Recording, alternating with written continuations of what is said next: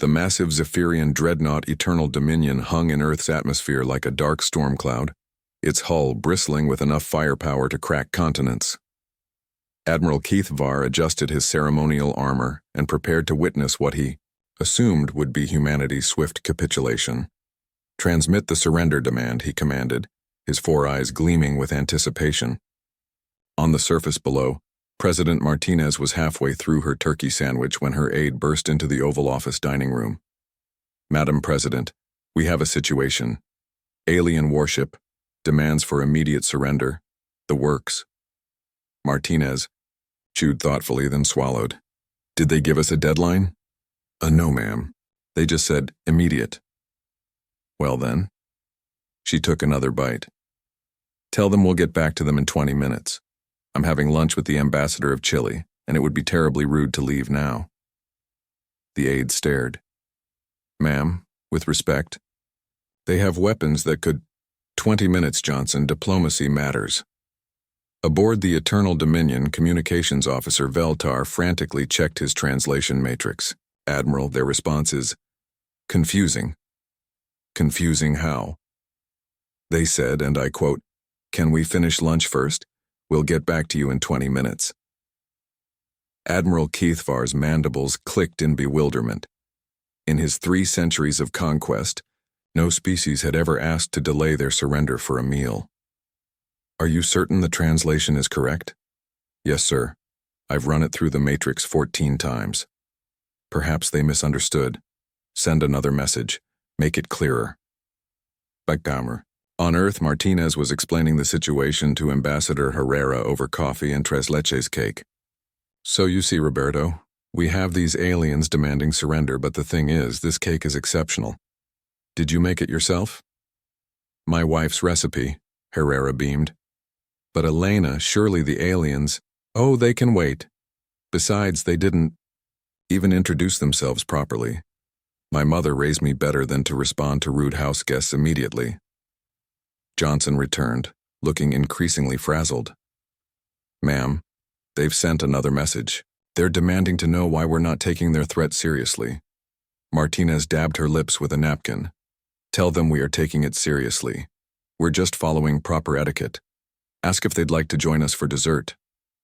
The message that reached Admiral Kethvar nearly caused him to molt prematurely.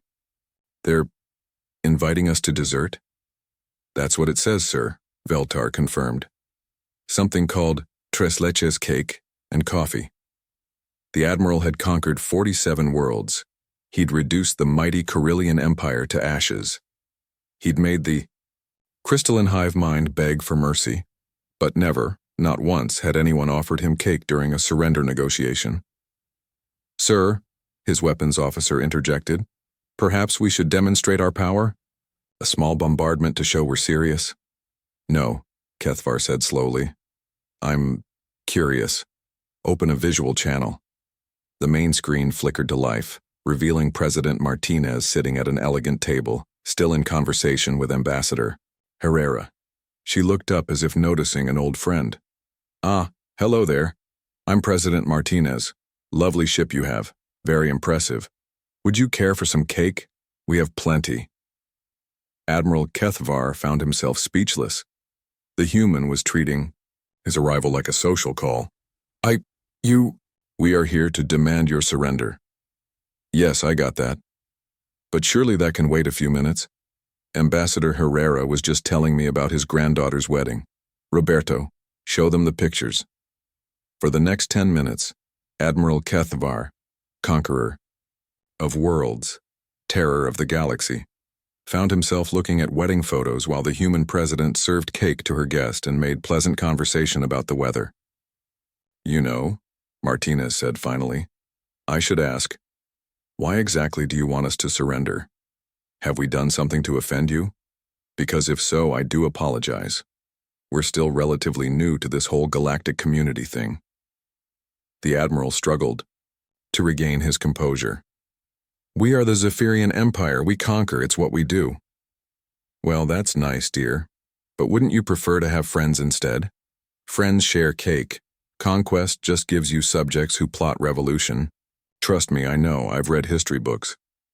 But But we have superior technology, advanced weapons. We could destroy your entire planet. Martinez nodded thoughtfully. You probably could, but then you just have a broken planet and no one to share cake with. Where's the joy in that? The bridge of the Eternal Dominion fell silent. Admiral Kethvar had never considered the concept of joy and conquest. Dominion, yes. Fear, certainly. But joy?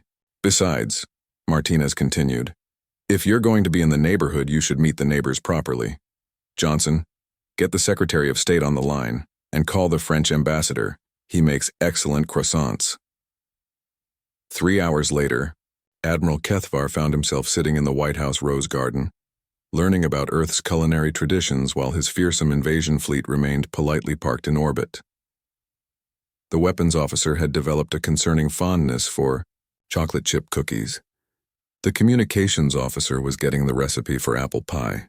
You know, the Admiral said, savoring his third slice of cheesecake, in all my years of conquest, I've never actually enjoyed a victory celebration. That's because you were doing it wrong, Martinez replied. You can't celebrate properly without good food and good company. When the Eternal Dominion finally departed Earth's orbit, it carried not surrender documents, but trade agreements, cultural exchange programs, and several tons of Earth's finest coffee beans.